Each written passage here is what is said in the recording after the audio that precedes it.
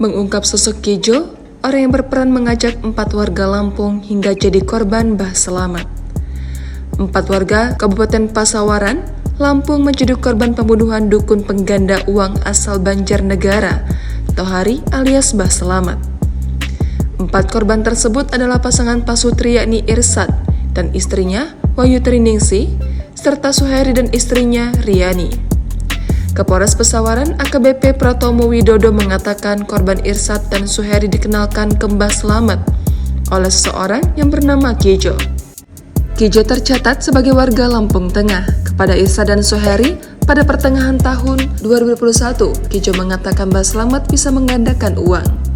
Ia pun mengajak keduanya pergi ke padepokan milik Mbah Selamat di Tulung Agung, Jawa Timur. Mereka kemudian diajak pergi ke padepokan dukun Selamat itu di Tulung Agung, kata Pratomo saat dihubungi pada Kamis 6 April pagi. Pada Agustus 2021, Irsad dan Suheri berangkat ke Jawa dengan membawa istrinya masing-masing. Belakangan diketahui, Irsad pamit ke keluarga untuk mengajar membuat bordir, sementara Suheri yang bekerja sebagai pemborong pamit ke keluarga untuk membangun proyek rumah di Tulung Agung. Pratomo mengatakan kedua pasutri tersebut sempat menghubungi keluarga mereka. Suheri menelpon putrinya pada 8 September 2021, sedangkan Irsad menelpon keluarganya pada 12 September 2021. Usai menelpon keluarga mereka, nomor telepon mereka tidak bisa dihubungi sama sekali, kata Pratomo. Dia menambahkan akan memeriksa orang bernama Kijo itu untuk mengetahui keterlibatannya. Sementara itu, Kapolda Jateng Irjen Ahmad Lutfi membeberkan, hingga kini sudah ada 12 jenazah korban Mbah Selamat ditemukan. Semua korban terkubur di kebun milik tersangka di Desa Balun, Kecamatan Wanayasa, Banjarnegara.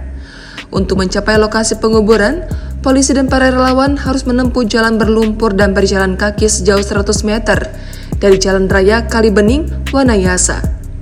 Namun, hasilnya tak sia-sia. Pada saat penggalian, polisi kemudian menemukan tulang belulang dan jenazah yang masih utuh tapi sudah mulai membusuk.